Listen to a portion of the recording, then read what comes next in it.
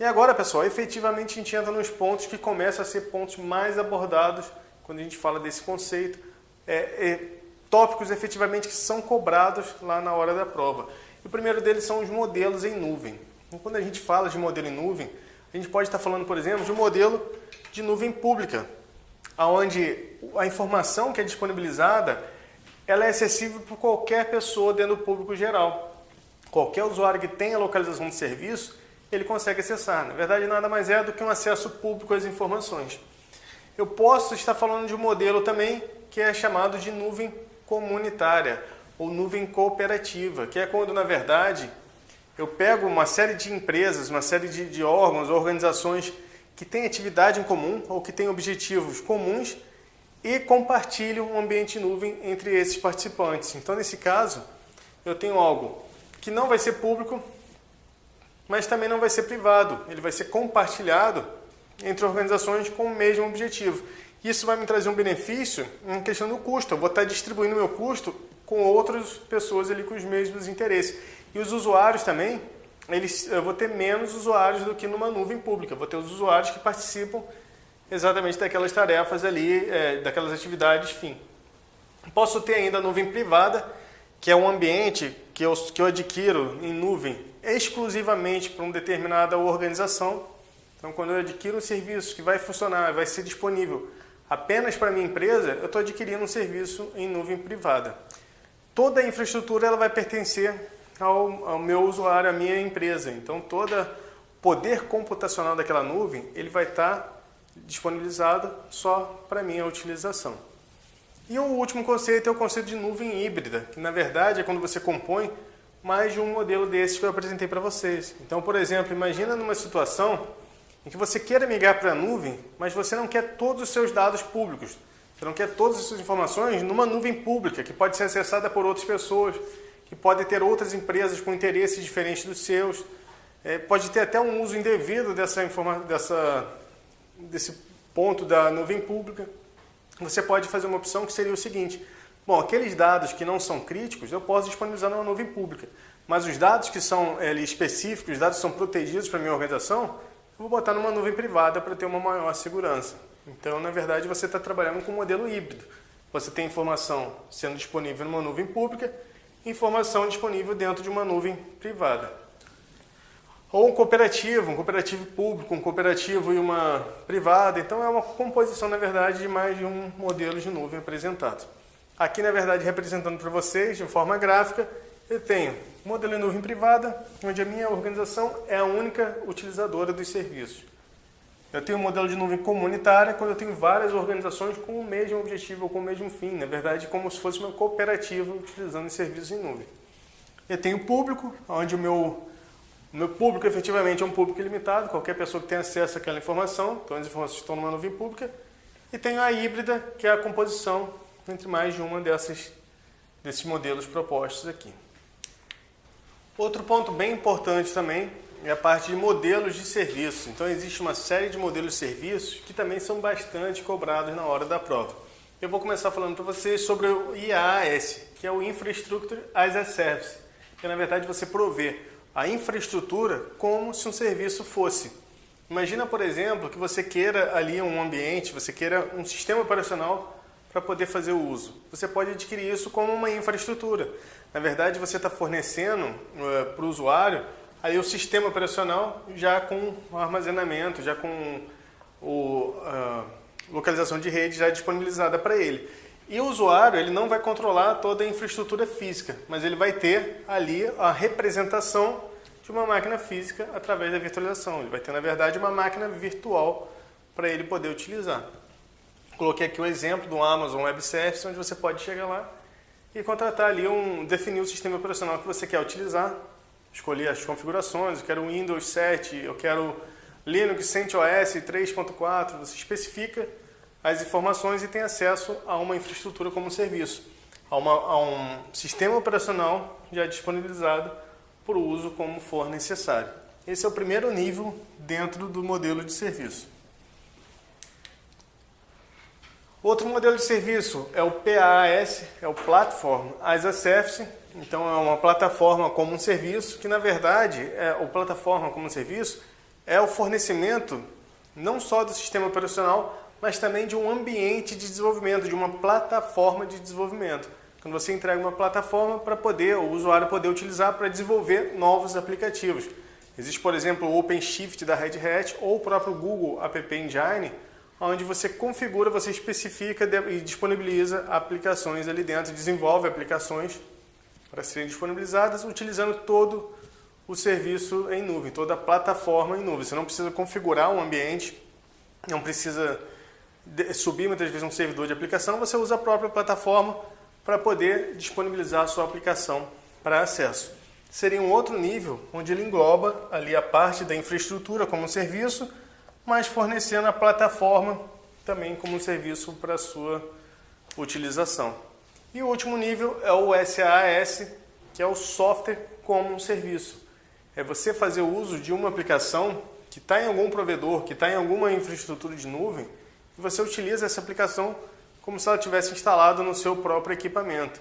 Na verdade, é uma alternativa à instalação. Você não vai fazer o uso do processamento local do seu computador. Você vai fazer o uso de uma aplicação que está disponibilizada através da internet, através da nuvem, e essa aplicação ela vai agir como se estivesse ali no seu ambiente, porque você está fazendo uso exatamente de um software como um serviço. Qual a vantagem que você tem? Primeiro, você não vai precisar instalar isso na sua máquina local. E segundo, você vai poder utilizar, escolher alguma aplicação sem precisar ter os requisitos para isso. Uma determinada aplicação que só funcione no macOS. Você não tem um Mac, você pode utilizar a aplicação e você vai fazer o uso do serviço fornecido por essa aplicação. Não só esses, então, na verdade eu vou falar um pouco sobre outros, mas aqui só para ficar bem claro, então a gente falou sobre 3 modelos: IaaS, infraestrutura como um serviço, plataforma como um serviço e aplicação como um serviço. Na verdade, aqui eu já expliquei um pouco para vocês, a infraestrutura vai fornecer recurso computacional, hardware e software. Na verdade, geralmente a gente pensa em sistema operacional. O PaaS, recursos e tecnologias, ferramentas para o desenvolvimento e execução de aplicação, execução dos serviços. E o SaaS, que é, na verdade, o serviço efetivamente. E além disso, começaram a existir uma série de outros modelos. Na verdade, começou a ser falado também do DaaS, que é um banco de dados como serviço, Database as a Service. Na verdade, era você permitir a utilização de um banco de dados para armazenar informação como um serviço. E aí, os fornecedores começaram, inclusive, a oferecer vantagens para você não ter que fazer todo o licenciamento. Muitos provedores de serviços, fornecedores, eles tinham ali um modelo de licenciamento que você pagava de acordo com a quantidade de processador. Então imagina se você tem um processador ali você tem um servidor com 8 processadores, você vai pagar em cima do licenciamento total, você vai pagar em cima dos 8 processadores, mas às vezes você não vai utilizar todo esse recurso para o banco de dados. Então o modelo de cloud, ele tem até uma diferenciação, não só para o Database as a Service, mas geralmente os fabricantes eles fornecem um modelo diferenciado para a utilização do licenciamento em nuvem, do licenciamento em cloud. Além do DaaS, tem também o TaaS, que é, na verdade, o teste com o serviço. É você fornecer ali um ambiente para que o usuário ele possa acessar, ele possa testar aquela aplicação como um serviço, simulando ali exatamente o comportamento dessa aplicação quando ela está em nível de execução. Monitoramento como serviço também, depois disso começaram a aparecer uma série de AAS. Apareceu o monitoramento como serviço, que é a possibilidade de você monitorar ali os seus serviços através de um serviço. Então você não precisava instalar no seu ambiente, você não precisava configurar no seu ambiente, você passava a utilizar um serviço de monitoramento, configurava esse serviço e ele começava a monitorar toda a sua infraestrutura, ali, todos os seus ativos que forem necessários. CaaS também é comunicação como serviço, você utilizar provedor de VoIP, PBX, sem o custo da aquisição da telefonia, sem o custo de toda aquela configuração que seria necessária. Então, com isso, pessoal, começaram a aparecer uma série de outros modelos, até que todos eles culminaram ali com XaaS, que é, na verdade, a representação de qualquer coisa como um serviço. Na verdade, qualquer serviço de TI que for entregue através de uma nuvem, seja uma combinação do SaaS, do PaaS ou do IaaS, ele passa a ter essa denotação de XaaS, até como uma forma de frear. Isso cada hora vem Database as a Service, teste as a Service, comunicação as a Service, serviço como serviço. Então, Na verdade, vamos definir aqui que agora a gente vai ter o XaaS, que é qualquer coisa que seja oferecida, que possa ser utilizada através da nuvem. Qualquer coisa oferecida como um serviço. E não dá para falar sobre cloud computing, falar sobre computação em nuvem, sem falar sobre cloud storage, que é, na verdade, armazenamento em nuvem. Atualmente, todo mundo já fez uso de alguma ferramenta de armazenamento na nuvem, o Google Drive, Dropbox, uma série de outras ferramentas. Na verdade, ela tem como característica principal permitir a sincronização dessas informações que estão em nuvem com as informações locais. Então, é muito utilizado também para fazer backup de informações. Eu baixo o software, instalo no meu ambiente, no meu sistema operacional, no meu computador e sincronizo com as informações de nuvem. Então, eu trabalho com a informação local, eu mexo nela, modifico ela localmente, gravo e ela vai ser automaticamente sincronizada na nuvem e eu vou poder acessar em qualquer lugar. Mesmo que eu não esteja com o meu dispositivo naquele momento, com outro dispositivo eu posso acessar essas informações. Então começou a tornar muito fácil essa questão da distribuição da informação, da acessibilidade, de você acessar a informação em qualquer lugar. Então você não precisa mais ficar carregando no seu pendrive ali suas planilhas, seus documentos, seus arquivos de trabalho. Você coloca em nuvem e aonde você estiver você pode acessar essas informações desde que você tenha ali uma conexão com a internet. Você consegue baixar essas informações e, se for necessário ainda, instalando o aplicativo no seu ambiente local e fazendo a sincronização para garantir que você vai ter aquela mesma informação que está em nuvem disponibilizada também em meio local. Vantagens, pessoal. Backup ele passa a ser realizado como um serviço, então eu passo a ter, dependendo do tipo de serviço, dependendo do que eu utilize, eu passo a ter também o backup efetivamente realizado.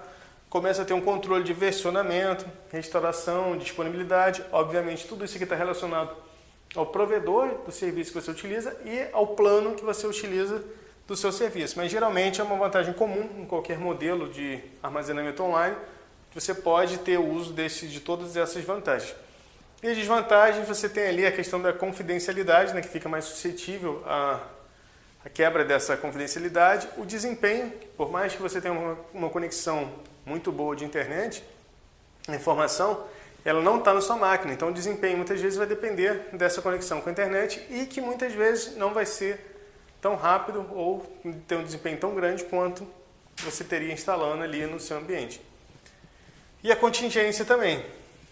Então, pessoal, vamos em cima disso, vamos agora fazer aquilo que era a proposta dessa aula, resolver questão sobre o assunto. Vamos agora começar a ver o que está sendo cobrado, como é que a gente faz para responder questões sobre esse assunto.